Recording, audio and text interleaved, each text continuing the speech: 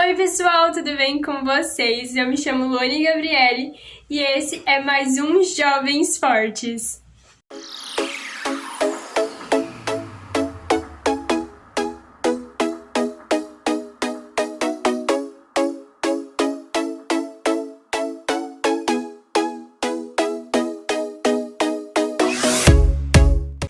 Bom pessoal, e no vídeo de hoje a gente vai falar sobre um tema que assim é muito importante, principalmente para nós jovens, que é não amem o mundo. E pra gente começar, a gente vai ler 1 João 2, do 15 até o 17, que fala bem assim: não amem este mundo, nem as coisas que ele oferece, pois quando amam o mundo, o amor do Pai não está em vocês, porque o mundo oferece apenas o desejo intenso por prazer físico, o desejo intenso por tudo que vemos e o orgulho de nossas realizações e bens. Isso não provém do Pai, mas do mundo, e este mundo passa e com ele tudo que as pessoas tanto desejam, mas quem faz o que agrada a Deus vive para sempre. Com esse texto, a gente já pode aprender que esse mundo, ele vai passar um dia. Então, para que a gente vai procurar os prazeres do mundo, sendo que isso vai passar? A gente tem que olhar para aquilo que é eterno. E aquilo que é eterno, ele vai durar a vida toda. Então, a gente tem que buscar aquilo que é eterno. Bom, pessoal, e eu também vou ler alguns textinhos pra gente se basear na Bíblia, né? Porque a Bíblia é a verdade, então pra gente se basear nela. O próximo texto que eu vou ler tá lá em Eclesiastes, e o versículo 12, do 1 ao 8, né? Que o versículo inteiro ele se complementa, vamos dizer assim. Mas aí, pra mim não ter que ler tudo, que é um pouquinho longo, eu vou ler somente os primeiros capítulos. Então, lá os capítulos não, desculpa, os versículos. Então, lá nos primeiros versículos fala bem assim. Versículo 1. Lembrem do seu Criador enquanto você ainda é jovem, antes que venham os dias maus e cheguem os anos em que você dirá, não tenho mais prazer na vida.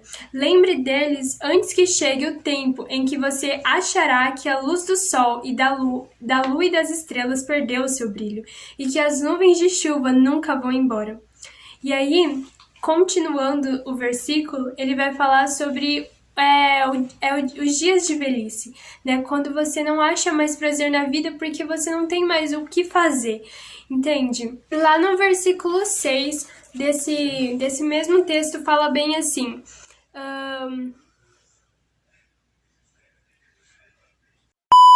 a vida vai se acabar como uma lamparina de ouro cai e quebra, quando a sua corrente de prata se arrebenta, ou como um pote de barro se despedaça, quando a corda do poço se parte. Então o nosso corpo voltará para o pó da terra de onde veio, e o nosso espírito voltará para Deus que o deu.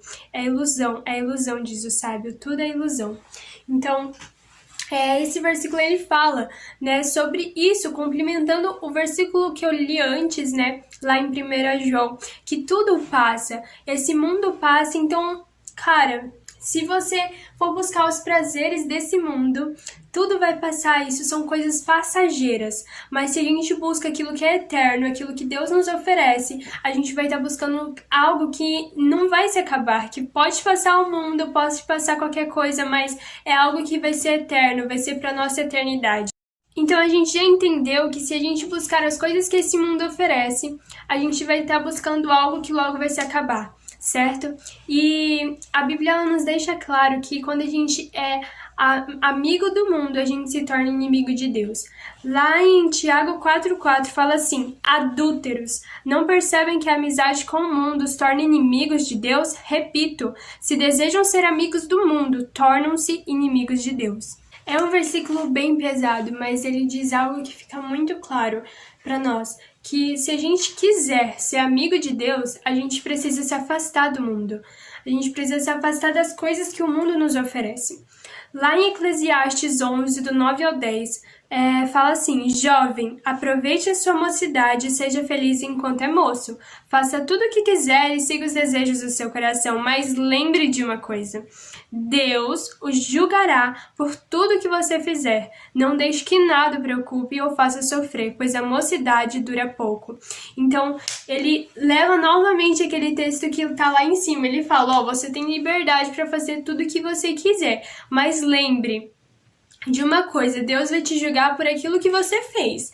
E outra coisa também: a sua juventude, ela dura pouco. Então, se você quer aproveitar bem essa juventude, não busque algo que vai passar, que logo passa, um prazer que logo passa, né? Como fala lá em 1 João, mas busque algo que seja eterno, busque algo que realmente vai fazer com que você aproveite esse tempo. E lá em 1 João 2:28 ao 29, ele fala algo muito importante.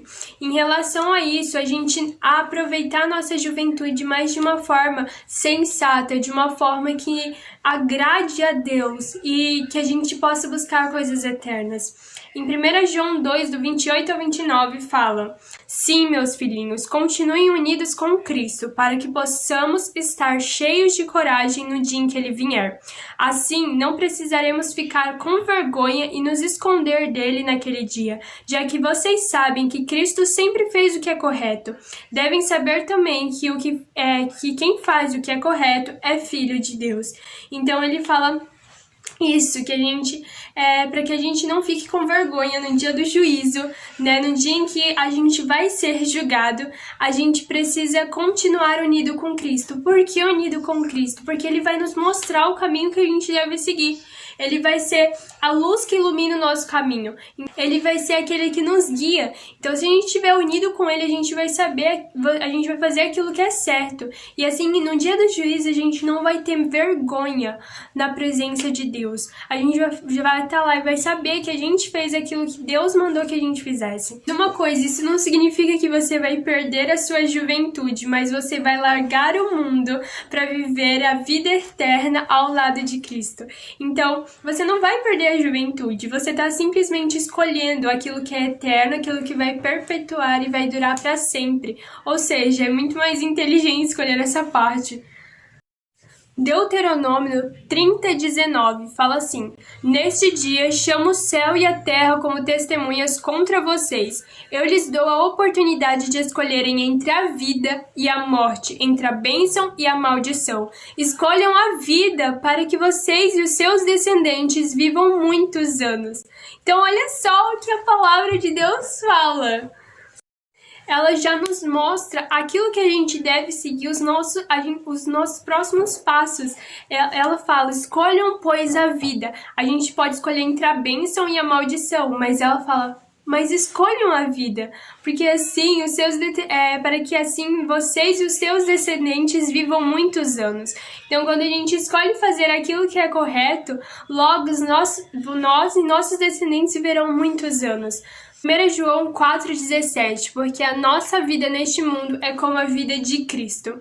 Sabe, Cristo, ele era um homem que não vivia no comodismo. Lá em Mateus 8, do 18 ao 20, a gente vê isso, que ele não vivia no comodismo, mas que ele confiava em Deus. E lá em Mateus 8, do 18 ao 20, a gente vê muito isso, porque um escriba, ele vai até Jesus falando que queria segui-lo e ele queria ir aonde quer que ele fosse. Mas Jesus fala bem assim, que o Filho do Homem, as raposas têm as suas tocas e as aves do céu têm os seus ninhos, mas o Filho do Homem não tem onde reclinar a cabeça.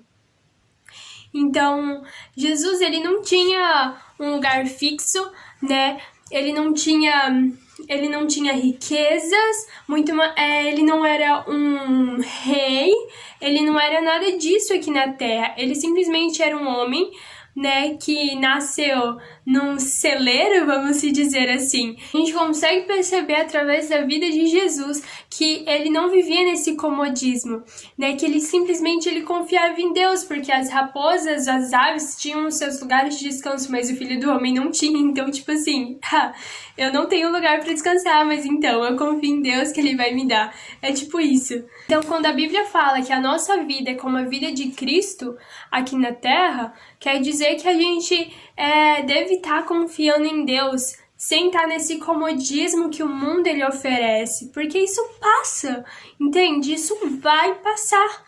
Então, a gente está vivendo a vida de Cristo, a gente não está vivendo nesse comodismo. Lá em João capítulo 6, do 1 ao 11, e também do 22 ao 35, nesse capítulo ele é no momento que ele multiplica os pães e os peixes. Logo depois de ele multiplicar os pães e os peixes, ele dispensa as pessoas e ele manda os discípulos irem para outra margem do rio. Nesse período de tempo, Jesus ele anda sobre as águas e vai até os discípulos.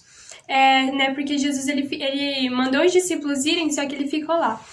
Então, acontece isso de Jesus andar sobre as águas. E aí, logo quando eles chegam todos juntos na outra margem do rio, as pessoas que antes estavam ali, que estiveram naquele momento de multiplicação dos pães, elas já estavam na outra margem do rio. Quando elas souberam que Jesus ele não estava mais ali, que ele tinha ido para outra margem, eles foram para lá. Só que as pessoas, elas atravessaram o mar procurando Jesus, não porque por aquilo que ele era, mas por aquilo que ele tinha oferecido, que era o pão físico. E porque eles tinham ficado satisfeitos.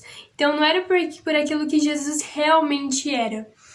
Por causa disso, Jesus ele fala para essas pessoas que ele é o pão vivo que desceu do céu. Aquele pão satisfez eles naquele momento, mas ele era o pão vivo que desceu do céu. Nesse caso, quem comesse desse pão nunca mais teria fome. No capítulo 6, versículo 27, Jesus ele tá falando com as pessoas: não trabalhem a fim de conseguir a comida que se estraga, mas a fim de conseguir a comida que dura para a vida eterna. O Filho do Homem dará essa comida a vocês, porque Deus, o Pai, deu provas de que ele tem autoridade. Então a gente vê que a gente não deve trabalhar por aquilo que pela comida que se estraga. Isso não quer dizer que a gente não deve trabalhar, né, gente? Pelo amor de Deus. Mas ele tá falando sobre a gente buscar aquilo que vai se estragar, que um dia vai acabar. Mas a gente deve procurar a comida que ela vai durar para a vida eterna. Aquilo que vai nos satisfazer eternamente, não aquilo que vai saciar a nossa fome naquele momento. Como tipo, vou comprar alguma coisa naquele momento porque isso vai saciar o meu desejo de comprar. Não, mas a gente deve buscar algo que é eterno. Se Jesus ele nos sacia, a gente não vai mais precisar de riquezas, de bens materiais, porque ele é quem vai nos saciar. Então a gente não vai mais precisar disso para nos saciar, entende? Lógico que, se for algo preciso, sim, mas isso não vai mais ser algo que vai nos saciar, entende? Porque Jesus, ele vai ser aquele que nos sacia. Porque ele é o pão vivo que desceu do céu. Ele é quem sacia toda a fome. Ele é a água da vida. Ele é quem sacia toda a sede. Mas então, como a gente pode vencer o mundo e aquilo que ele nos oferece? Aquilo que o inimigo trama para nos oferecer para a gente pensar que vamos se saciar. Bom, em 1 João 5, do 4 ao 5, fala bem assim: porque todo filho de Deus pode vencer o mundo. Assim, com a nossa fé, conseguimos a vitória sobre o mundo. Quem pode vencer o mundo? Somente aquele que crê que Jesus é o Filho de Deus. Então tá aí, a gente pode vencer o mundo. Se a gente crê que Jesus ele é o Filho de Deus, a gente vai conseguir vencer as tentações, a gente vai conseguir vencer as provas, todas as influências, a gente consegue vencer. E se a gente não pode ser influenciado pelo mundo, pelas riquezas, pela ganância, pelo orgulho, então por que nós estamos aqui? Por que nós estamos vivendo no mundo? Bom, a gente tem um propósito, cada um de nós temos um propósito, né? E a gente tem que buscar esse propósito em Deus, para que Ele nos mostre. Cada um tem um propósito específico aqui nessa terra, mas isso a gente só consegue buscar quando a gente se relaciona com Deus e a gente realmente se apega a Cristo, porque Ele vai nos mostrar o caminho que devemos seguir.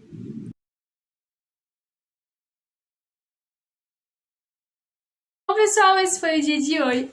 O dia de hoje. Ai, meu Deus do céu. Bom, pessoal, esse foi o dia de hoje. Que vocês possam guardar no coração que a gente deve buscar as coisas do alto, as coisas que realmente elas vão durar a eternidade. E não se esqueça de se inscrever no canal, deixar seu curtir, ativar o sininho e também me seguir nas minhas redes sociais. Tchau!